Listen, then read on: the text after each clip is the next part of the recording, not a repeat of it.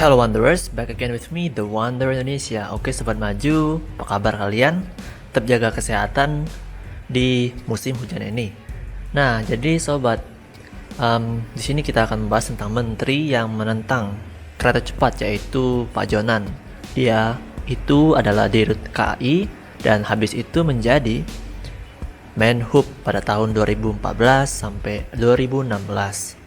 Dan dia beberapa kali mengungkapkannya keberatan soal proyek KCJB ini, dan bahkan sempat menolak menerbitkan izin trase pembangunan kereta cepat karena dinilai masih ada beberapa regulasi yang belum dipenuhi, terutama terkait masa konsesi.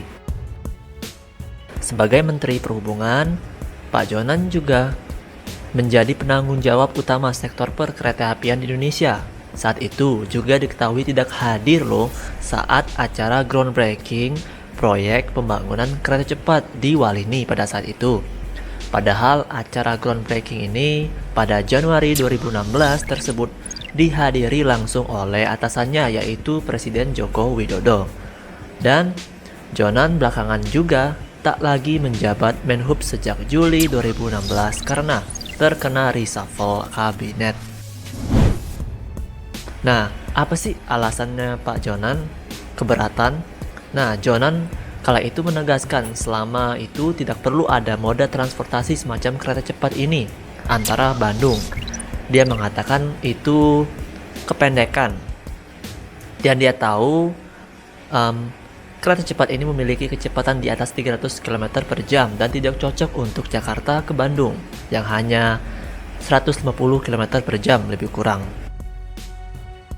Jadi Sobat Maju, misalnya 5 stasiun dibangun dengan interval 30 km, itu hanya 8 menit saja katanya.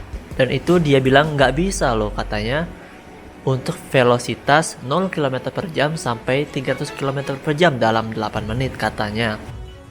Dan lebih lanjut, apakah misalnya ada 8 stasiun dan memerlukan interval waktu 5 menit antara stasiun A ke B, jarak cuma 20 km. Itu katanya tidak bisa. Jadi dia menegaskan kereta cepat idealnya dibangun antara rute Jakarta ke Surabaya.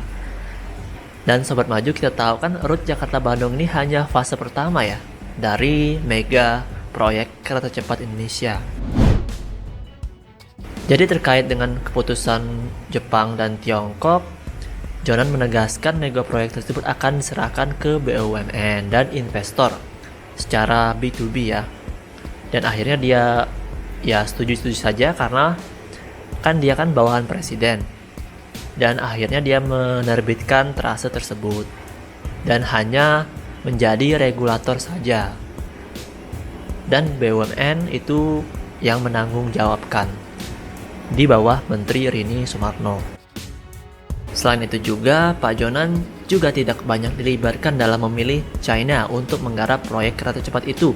Keputusan itu diambil oleh Menteri BUMN Rini Sumarno. Rini adalah orang yang sadari awal mengotot mendorong realisasi mega proyek itu. Bahkan Rini pula yang mendukung keikutsertaan China ikut berpartisipasi dalam proyek tersebut. Nah, ada kutipan Pak Jonan mengatakan, proyek kereta cepat Jakarta-Bandung saya paling menentang, itu tidak berkeadilan katanya pada tahun 2014. Jadi rohnya APBN itu NKRI. Kalau Jawa-Jawa saja yang bangun, ya merdeka saja Papua dan lainnya katanya. Dan dia juga mengharamkan APBN digunakan untuk biayai proyek kereta cepat. Nah Sobat Maju, jadi selain dia tidak banyak dilibatkan, ada juga nih kena polemik izin trase. Nah pada saat selesai di groundbreaking pada Januari, pada 1 Februari 2016, izin trase dari Kementerian Perhubungan sempat tergantung-gantung nih lantaran Jonan belum menerbitkan izinnya. Menurutnya alasan belum dikeluarkan izin karena dirinya tegas mengikuti koridor regulasi. Jadi seperti itulah Sobat, kenapa Pak Jonan ya menentang dengan proyek ini. Dan kita tahu juga ya, proyek kereta cepat ini bukan proyek hanya Jakarta ke Bandung saja, tapi bakal dilanjut sampai ke Surabaya, bahkan Bali loh. Dan kita tahu ini adalah proyek berjalan.